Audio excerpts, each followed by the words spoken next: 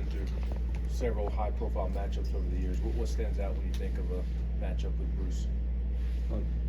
Great coach. He's been around the game a long time. Understands how he wants his teams to play. Recruits to that type of system, and I just extremely sound. You look at his record everywhere he's been successful, and but just the utmost respect for Bruce, and the fact that he, again, I think the key to coaching is knowing how you want to play and recruit guys and get them to play that way, and he does that as well as anyone. This led to them really not taking a step back these last 2 games with Broome out.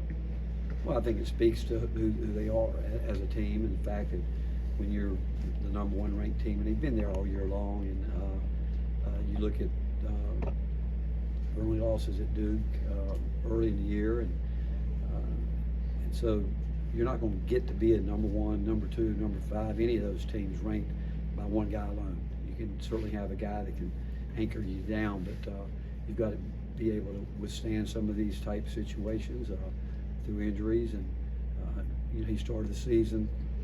I would think that if you ask him, he may be thinking this might have been one of the deepest teams he's ever had. And when you start and you're early in the year, they play 10 guys. I mean, you're prepared for something when you lose someone like Janai. How difficult is it to game plan for a team where any given player can kind of step up and be the best of that game? Well, it is. It's difficult, and we go into every game, and you'll always put up key players that the numbers tell you that you think they play through, but you talk about every player, and we would say that any player in this conference at this level has the ability to do that at any point in time. So we're not going to overlook anybody on that roster because we've seen them and it's not just Auburn, it's everybody we play. We're not going to overlook anybody because we know that if they're at this level, they're capable of having a big night. Igor mentioned after Vanderbilt that noise was a big factor maybe in their miscommunication. How do you prevent that happening again this time in Auburn? I think focus, that's what we showed our last game here. It was really a neat watching the focus from the very beginning of the game. You could see the communication between the players. You could see it, and now you've got to be able to really, truly take it on the road. But you could just tell from the beginning, just little subtle, detailed things. Before the play was happening, you saw guys pointing out, doing this, doing that. You saw that happening. And when players start really communicating like that on the court, that's when you know they're really locked in and focused. Coach, what do you think jump-started Felix this week? I mean, that was pretty so active, on the boards and everything Wednesday night, Tuesday night. Well, again, I think it takes time. I think anytime you go from, one system to another, he certainly has played against high-level competition, since he's been in college, but still getting comfortable with what he's doing, seeing some of it develop for him, see it happening, and Felix works hard. I've said many times, you don't really know what is in a person until you really get to spend time with them day in and day out. And we knew what we could see and watching Felix when he was in high school, then college.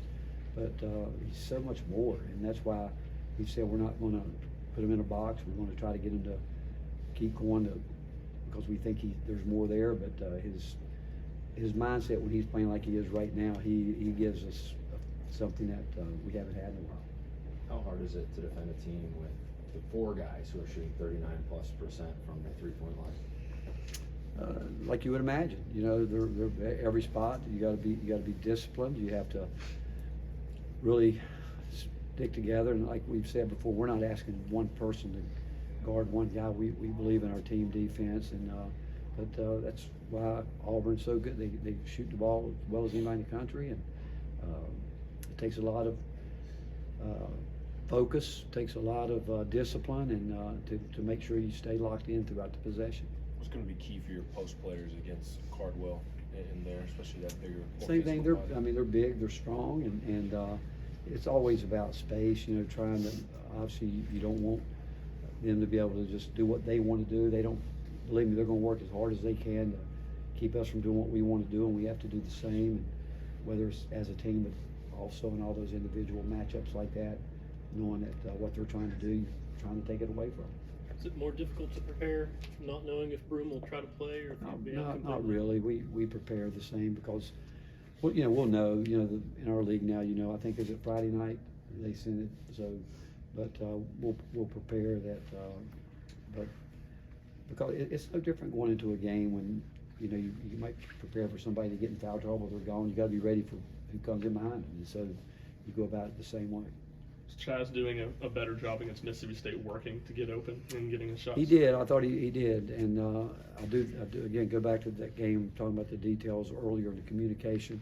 I thought our post guys were really looking to screen in a really good way, but they can't screen if there's not some separation from his man where they can get their bodies on them, and you get banged up a little bit like that, obviously, but he's got to get the separation to allow us to screen for him. What have you seen from Pettiford as a freshman to be the spark for all? High level guy who can score the ball, guy that can give him much room, he gets going, and he's just a high level, highly talented player. What's the next step for Cade in his development? Obviously, he took a big step this year. Consistent. It's always consistency and continuing to understand what he has to do night in and night out right now. And then as time goes on, Cade's role is going to change tremendously over the next year or so because of he's going to work. But he's a freshman getting out there, but right now it'd be just consistency with what we need him to do defensively and what we need from him on the offensive end. Say his role's going to change. What's kind of the final evolution for Cade Phillips that you see? I can't tell you that because he's a freshman, but based on his work ethic, again, I wouldn't put him in a box. I think he's capable of doing probably a lot more than we all might think right now because I think anytime you've got a competitive spirit like he does, and he's already improved a lot. I've said many times what he and Felix did to help each other throughout the summer and fall was maybe the hardest thing that anybody on our team's gone through because they had no substitutions and they went at each other every day, and so I'm excited about Cade's future. Coach, in a league like this year, do you think does that help you prepare for March, or do you kind of beat each other up? Rob, that's interesting. I've been asked that question a lot the last couple of days. I don't know if there is an answer. I think it's really interesting that I don't watch the NFL much, but I do like hearing guys talk during the playoffs, and when I hear these talking heads talk about the teams they think will be in the Super Bowl and they're not there right now, I think it goes to show you that people and those guys really study the game like you would expect to be commentators like that. You don't know, you don't know until it really happens, I just look at, I can look at the college playoff. I thought the team that got the bad end of the deal was Oregon. You think about 8-9 game between Tennessee and the eventual national, it doesn't make sense. But I don't know what anybody thought coming through there. So we could talk about it. I could be philosophical and say, well, I can tell you that iron sharpens iron. It's going to help us at the end. When you get to the end of the year, it does become a lot based on matchups, how it plays out and where it is. But I don't know. I could argue it probably both ways, but I'm just worried about this week. What are maybe some of those conversations you're having with Igor as maybe he tries to be a little bit more consistent or efficient on offense? Just that, because we need him to do it. We need that from him, and he wants to do it. Igor loves the game. I've got the utmost respect for what he's no different than anybody coming in for his first year. He's been in 2 programs where it was more, structured a little bit in the way we play.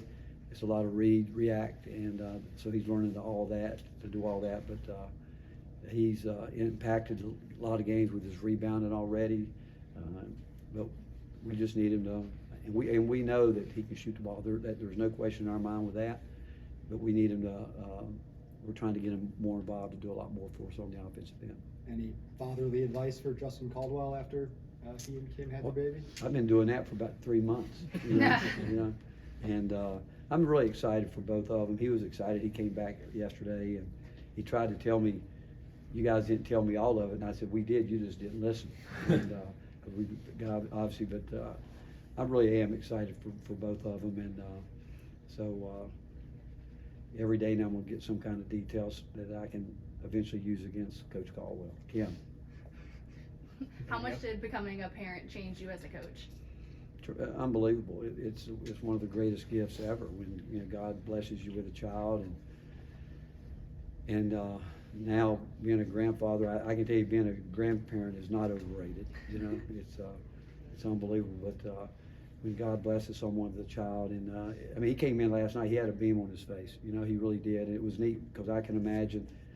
You know, my daughter was born on the day of my very first conference game as a head coach, and I can remember going to the game, but so excited to get back, and I can remember sitting there holding her for 2.5 hours from midnight till 2 in the morning until she had to go back to her mom to feed, and I can just remember the glow on her face, and I didn't want to let her go, and I'm sure he feels like that right now too. And the same was true with my son, obviously, but the fact that I asked Kim one day, I said, who would plan on having a baby in the middle of January?